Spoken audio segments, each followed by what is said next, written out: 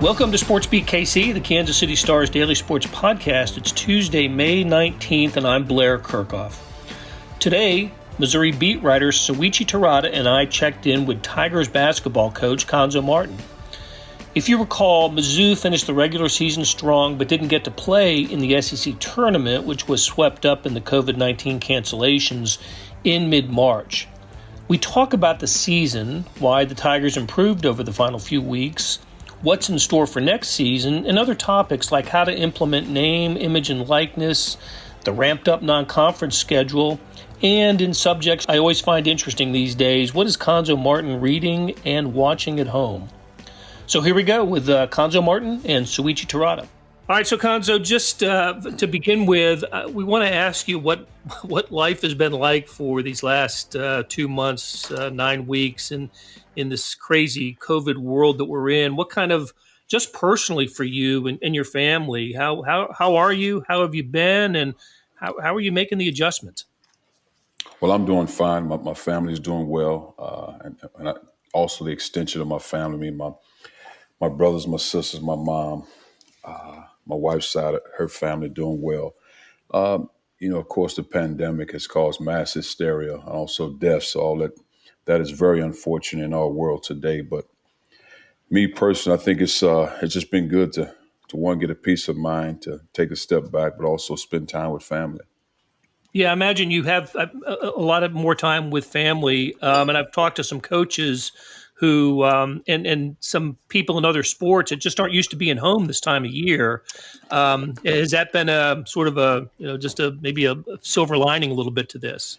Well, I think that part has been great, but but there's also a downside, if you will, when it comes to sport, especially with student athletes, because what happens, I knew as a player, and I'll speak for myself, I knew as a player, you didn't want it oftentimes, but you needed the discipline, the structure, and the boundaries. And now when you have student athletes that's been going for so long, you're talking about some athletes in all sport from the ages of 3, 4, and 5, and they just been going.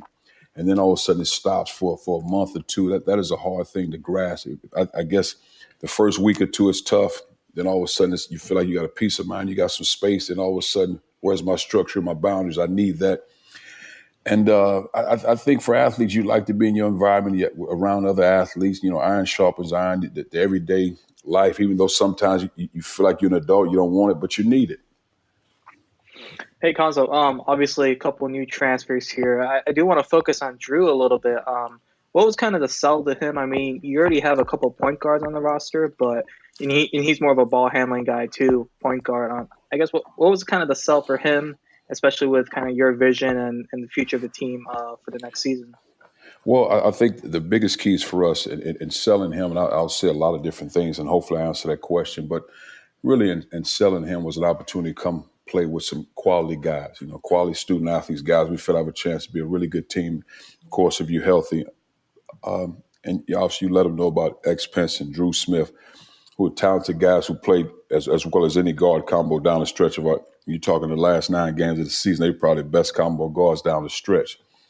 So now you're selling a guy who's a grad transfer, has a lot of opportunities to go a lot of different places, and he chose to come here because he felt like there was a great opportunity, but it also speaks volumes about him as a person to want to come be a part of this type of environment. And, he saw the guys. I mean, and plus the thing about him, which when I talked to him via phone, and FaceTime and all that, just really working on his offense from the standpoint, looking to score, because he can got to get to the rim. He's strong body. His body's very similar to Drew Smith's body, but he's a guy that loves to pass the ball and distribute.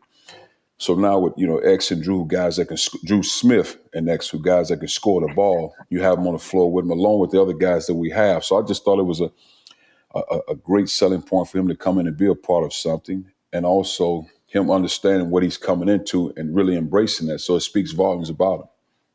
Yeah. Hey, Cuonzo, real quick. I wanted to ask, you have 2 Drews now and 3 Smiths. What are you going to call Drew Smith?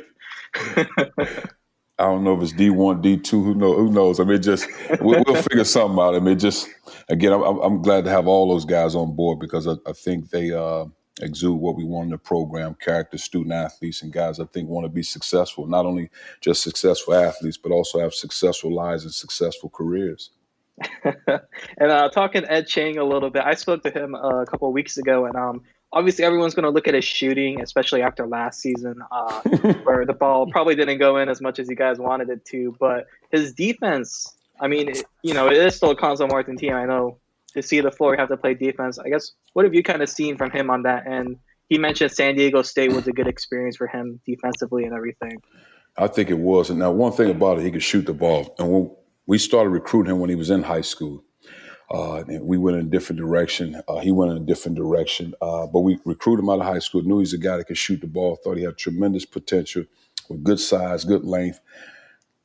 In high school, it was more offense for him. And I think the thing that helped him, because oftentimes you can go someplace and it doesn't work out, but there's still growth in that situation. I think being at San Diego State helped him from a defensive mindset because we went off to Salt Lake Junior College. He did a great job with his defense, running down guys, blocking shots, moving his feet.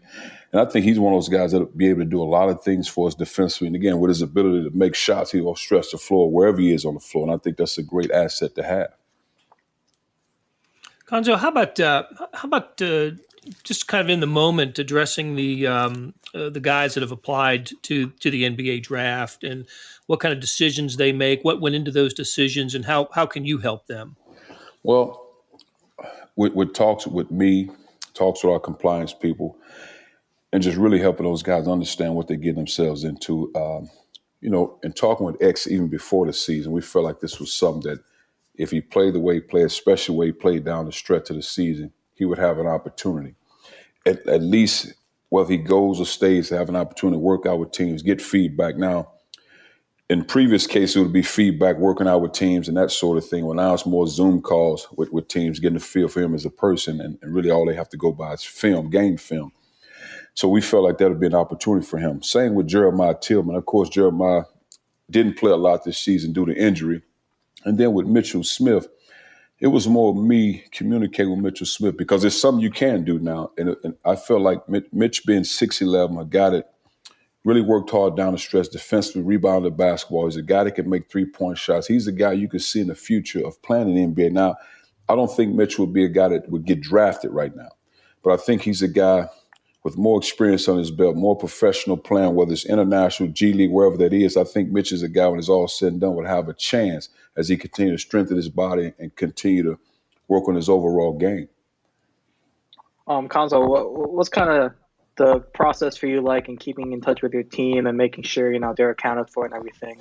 And are you doing anything special? I know some coaches are kind of doing book clubs or trying to do, some camaraderie stuff or something. I was wondering if you were doing any of that. Well, we do different type of leadership summits. And the last leadership summit we had, because last week and this week was reading week and finals week, so we couldn't have any Zoom calls via team functions. It was anything about academics you can have there, but you couldn't have any calls, unless you're making a personal call to a guy, but it couldn't be a team call about anything basketball related. So it had to be academic. So that's different. And we do a lot of it individually. But before that, we would have, twice a week Zoom calls, and that could just be about how you guys doing, how's the team doing, things on leadership, things on character. And the last one we had was about self-improvement, and Drew Smith and X Pinson led that one, because I just say, guys, if you want to lead, because I think that's what makes a team grow and a team get better, when you give guys ownership of the team. And those are the things that I pray about as a coach, your guys having ownership. And I thought X and Drew did a great job presenting the self-improvement. And one of the biggest things they talked about in doing their research, self-love and self-discipline go hand in hand. And that came from those guys. So for me as a coach, you feel like you're growing, you feel like you're helping your guys when they're able to see those things. But I thought it was great to be a part of. And they asked each individual staff and player, because what we do in our platforms, and I do it all the time, whatever we speak about, I'll call on somebody. It could be a player, it could be a coach, and everybody talks about it, whether it's good or bad. There's no right or wrong, and it's a topic that we all get involved with. And when those guys presented, each one of those guys said, okay, like X said, okay, Coach Corn, do you have anything? What's your advice on that? What would you say? Torrance Watson, what would you have to say? So again, we're always interactive like that. And I thought they presented very well. Why those two guys, Coach? You touched on it a little bit, but how about going into that a little bit more? Why X and Drew? Well, they took ownership of it because what I always say, okay, I'm always a guy. You have any questions? Even during games, guys, what do you see out there? What's going on? I'm always communicating like that because I just think for a lot of young guys, they have to take ownership of their lives and their future. And as coaches, we're in this thing together. We kind of put together a game plan, but our players have the right to say, Coach, what about this? What do you think about that? And I think we have that type of open relationship. So in this case, I just said, who's up next? Which guy I want to present? X was the first one stepped up. As soon as X stepped up, Drew Tex came right behind. So I guess both of them guys are, to their credit, they both were ready to step up, and they both stepped up. I said, okay, great, you guys can do it together. And that's what they came up with. And I was really impressed.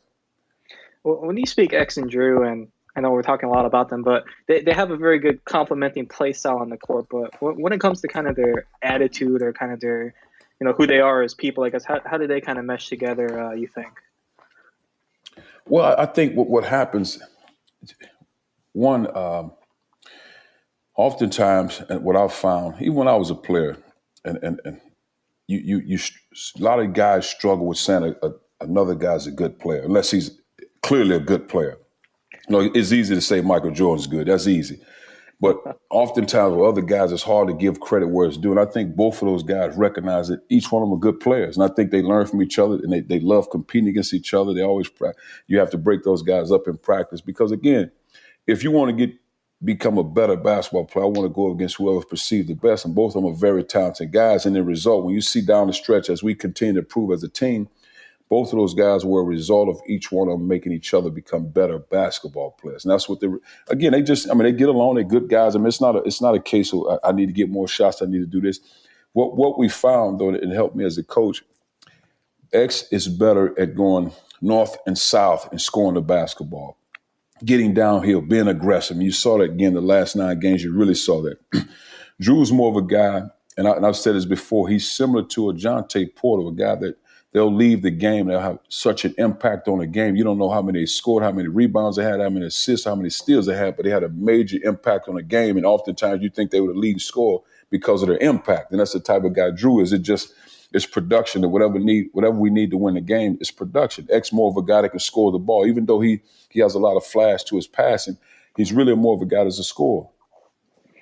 Cuonzo, talking MJ, the Jordans and everything, well, what are your thoughts on The Last Dance? I know you played against him in one of your 7 or so games. You call that playing against him?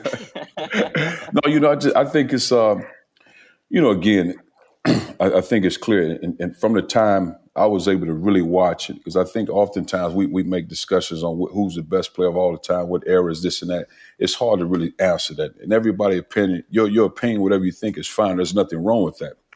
But what I always say when people say whoever the greatest, I always ask what's the criteria, so that way I'm better able to answer the question. But I think, in my opinion, I think Mike was the best to ever do it on a consistent basis. And I think also a guy I wish I would have had a chance to see more of was Oscar Robertson. I wish I could have saw him more as a young guy, but I didn't, because when you talking the production he had, the triple-double, how physical, how tough he was, and his size. And I had a chance to spend 3 weeks with him when I came out of college in Europe on an international basketball trip. And you don't realize how big those guys up close are. And he was actually a point guard. So I wish I could have saw him more. But there's so many great ones. I mean, LeBron, people debate whether LeBron is the best in comparison to Mike. But I've always said, in my opinion, you probably need to compare LeBron to Magic Johnson, Isaiah Thomas, and John Stockton, because he's more of a point guard. He just built differently, moves differently. But I think his nature is more of a point guard.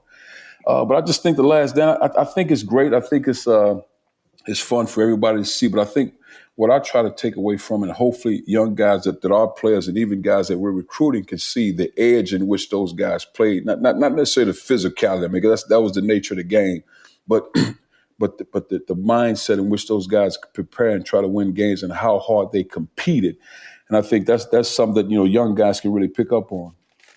Cuonzo, in the great MJ LeBron GOAT debate, I have to ask what your son's opinions are.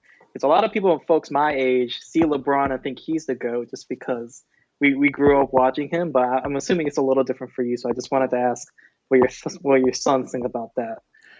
Now my oldest son, he would probably say, and now my oldest son, he likes basketball. He's really picked up on it the last couple of years watching and following, but it was never his thing. He ran track and did all the other stuff. But now my son Chase, he would probably say LeBron. He's always been a big LeBron fan, always been a huge LeBron fan. So he would probably say LeBron. But he wears Jordan. So I mean, but it's amazing how those kids nowadays, they can't live without a pair of Jordans, but they like LeBron. I got a pair of Jordans coming in today, actually. You know what's crazy? My daughter, she'll be 13 in June, but she likes wearing Jordans. It's like I'm not a guy that wears them all the time. And I have certain ones that I've never worn, but so I'm not a guy that wears them. And it's not like my other sons, they walk around flaunting that they wear Jordans, but she likes wearing them. And it's amazing how he's over through the course of 30 plus years of generations, maybe 40, I don't know, but how they managed to want to wear his shoes is unbelievable. Yeah, 35 years since the 85, wow. Jordan 1s, yeah. Cuonzo, I'm going to have to, once this is all over, I'm going to have to see those shoes that you're keeping on. I'll let you see them. Shifting gears a little bit, I do want to ask about the non-conference games, some reports coming out.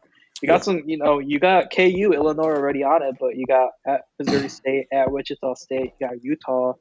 I guess I was wondering, what your philosophy was in terms of non-conference and just kind of setting your team up and everything, before the SEC schedule gets off and running. Well, I think one of the things that you have to look at is, putting yourself in position. I might have mentioned this before, years ago, that you could play a preseason schedule and get 10 to 12 wins almost guaranteed, especially when you're a Power 5 level program. Well, those days are long gone. You have to schedule. You have to put yourself in position to be an NCAA tournament team. So your resume has to show that. So we spent a lot of time really in doing that. We're not done with our scheduling. There's still plenty of work to get done, but we're trying to get quality home games and quality road games, and hopefully we can get this thing completed here in the next 2 or 3 weeks. Hey, it's Blair. We have a special subscription offer for SportsBeat KC listeners, unlimited digital access to the Kansas City Star's award-winning sports coverage. Sign up now for 1 year of Sports Pass for access to all the sports news, features, and columns presented on the kansascity.com site, and it's only $30. That's a 40% savings off our regular rate. Your subscription will automatically renew after the initial term at $50 unless you tell us to cancel. Your subscription helps support the sports coverage of kansascity.com and the Kansas City Star, and that support has never been more important. Please visit kansascity.com/SportsBeatKC offer to get this special offer. And as always, thanks for listening. Cuonzo, I wanted to ask you a little bit about the challenges of recruiting in this world. And I know the NABC recommended extending the dead period for until July 31st. What do you got thoughts on that? And just and speak to the challenges of recruiting in this time. Well, I think good question. I think the biggest thing when you look at that is and you have to applaud the coaches because the most important thing is health and safety. When you're talking student athletes as well as high school prospects, and as coaches, I'm on the NABC and I'm on the men's basketball oversight committee, and when we're on those calls, the most important thing that we talk about is health and safety of our current student athletes, but also the prospects in which we're recruiting. So if that means shutting down the month of June, it means shutting down the month of July, so everybody's healthy and safe, then that's what we'll do. And I think that's where it starts, because again, if this was a normal spring and summer, we'd have AAU basketball, summer basketball. In April, we'd have it in June, we'd have it in July. But right now, the most important thing is just making sure everybody's healthy, and you have to take it very seriously. And that's it. I wish I could say more about it, but for me, that's where it starts and finishes: health and safety. Cuonzo, what timeline are you kind of hearing for students coming back on campus? I've heard that June 1st date is kind of a target date. And I mean, I remember a couple of months ago when the NBA shut down, that every other league kind of shut down, but now we're seeing, facilities kind of open up. Do you think that kind of contributes to, you guys being able to have summer workouts and everything? Well, I know there was a date, Jim Sturks presented to us a tentative date of June 1st. Now, it all depends. Luckily for us, and not all of our guys, from a proximity standpoint, if we had to tell our guys what time to get on campus, we would be okay for those guys to get back on campus. But again, that's that's a date right now. But I think we'll take it week to week, and whatever Jim, meaning the SEC, Jim Sturk, the NCAA, whatever those guys decide, then we move from there. But there's no sense of urgency. But we let our guys know, our players know, and all of our guys in a good place as far as proximity. So we need to have those guys come on campus, and we won't start anything until everybody gets here anyway. And it's just a wait and see. But I think more than anything, our guys are active, and I think the plus side about it, most of our guys are at home with their families, and I think that's a lot of great time to really continue to build those family relationships. And sometimes when you're gone so long, you lose sight of what it means to be with your family. Because I remember when I left for high school, it's like I never really went back. And outside of, I didn't have the Thanksgivings to go back. I didn't have the Christmases, maybe a day and a half. So to have this kind of time as a student athlete with your family is really impressive, because you don't get this amount of time. Because of NCAA kind of ruled within the past few weeks on the sponsorship of athletes and being able to make money off their name and likeness. There's been some thoughts on both sides of that. I guess what are your kind of thoughts on that, and how do you kind of see it maybe affecting college basketball in the future? Man, that's a good one. I just think I think right now we on an SEC call with Greg Sankey, SEC coaches. That was one of the big topics. It just the unknown is how the NCAA moves forward, and I think what you want to do more than anything. You want every state to be governed the same way. Whether the NCAA is governing everything, you want it to kind of fall in line. You don't want every state to do different things. And I think that's where the problems could possibly occur. So as long as everybody's in line, and I think, I mean, it's probably long overdue. You want your athletes. Of course, I think what cost for tennis athletes, the NCAA has done a great job improving financial support for the athletes with cost of attendance, now name, image, and likeness. I think the biggest thing and the thing that I'm curious about is just how they go about it. I want to see that as well, because you always want to see people get what they deserve or what they're worth. But I'm interested to see how it operates and how you proceed now. Will the athletes be taxed on what they benefit off for? So all those things have to be answered, because again, it happens so fast. Even though there's been talks over the years, but I just think it's almost like the last 3 or 4 months is down the stretch. This is happening. Now we have to, along with the coronavirus, now we have to take our time and make the right decisions. Now, and again, I think at the end of the day, again, I'll say this again, I want our student athletes get everything they're supposed to get, but you don't want anything to cripple the college sports. That's all sports, not just your revenue sports, but all sports. Because I think one thing about college athletics, when you have all sports, the camaraderie of athletes, male and female, I think all those things great, and it creates great memories. Hey, will it become part of the recruiting pitch, name, image, and likeness? I think so. I think for every school, when you're talking about a state of of Missouri, this magnitude, I think it certainly will be for us.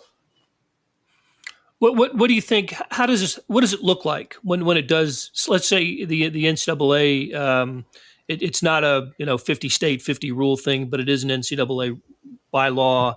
What will it look like? How will it be employed? Well, see, that's the part that I think the NCAA is working on as we speak. And like I said, we was talking about that as coaches yesterday. That's the part that we want to find out, because that was a question that we all asked. But I'll give you an example.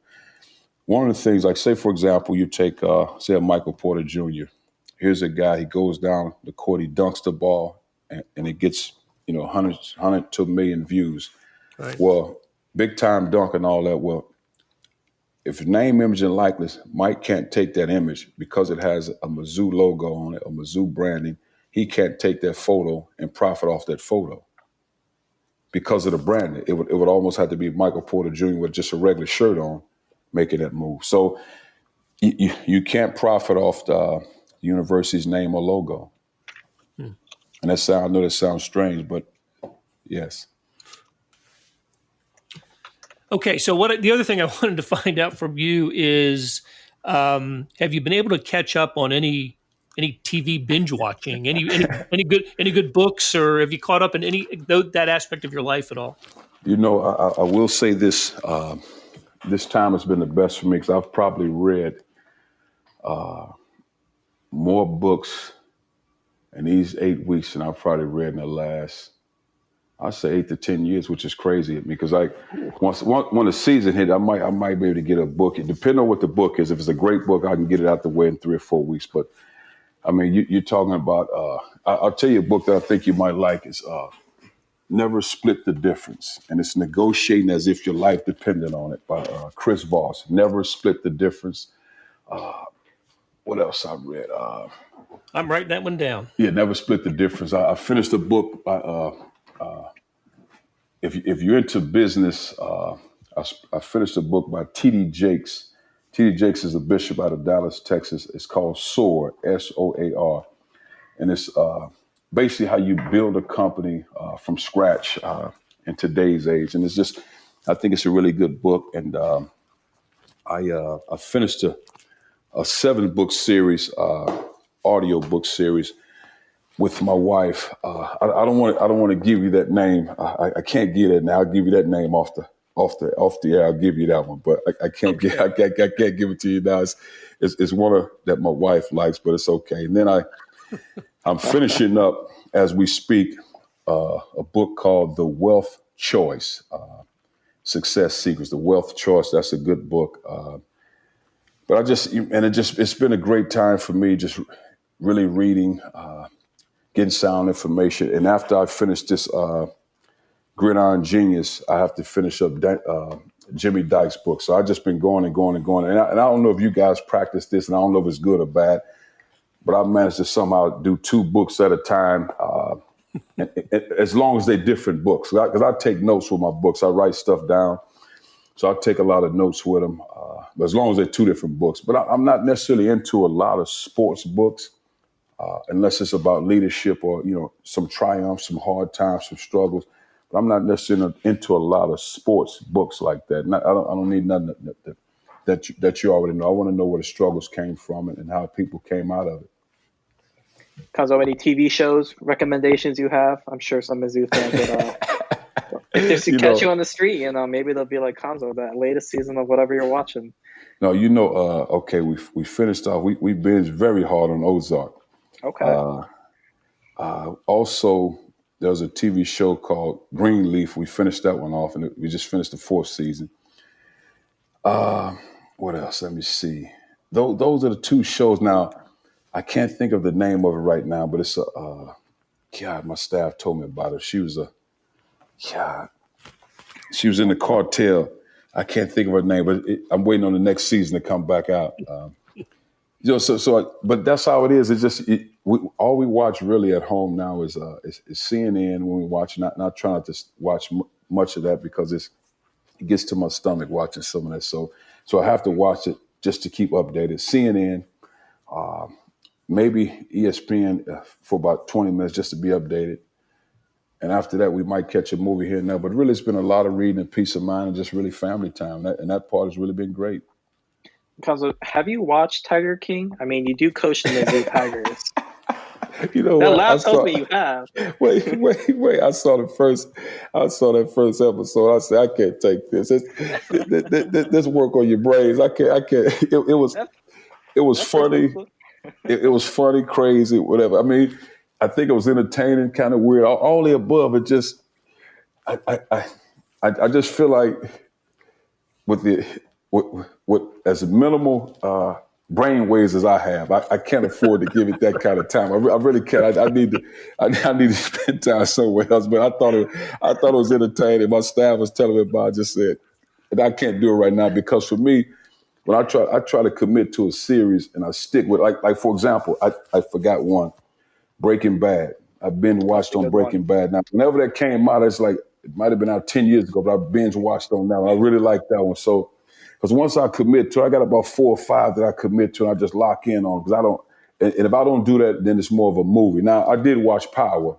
I watched Power. If you've seen that, but other than that, I'll catch a movie here and there. Like I saw Rambo, the last Rambo with Sylvester Stallone. I've always been a big fan of Sylvester Stallone, but that's it. But no, this time, these 8 weeks has really been the best for me as far as getting caught up on a lot of things because when I got in this profession in 2020, grateful to be in it, but it seems like I've been going 90 miles an hour since 2020. And this really the first time that I've been at home with my family on a consistent basis. Other than that, it's just like you tread water.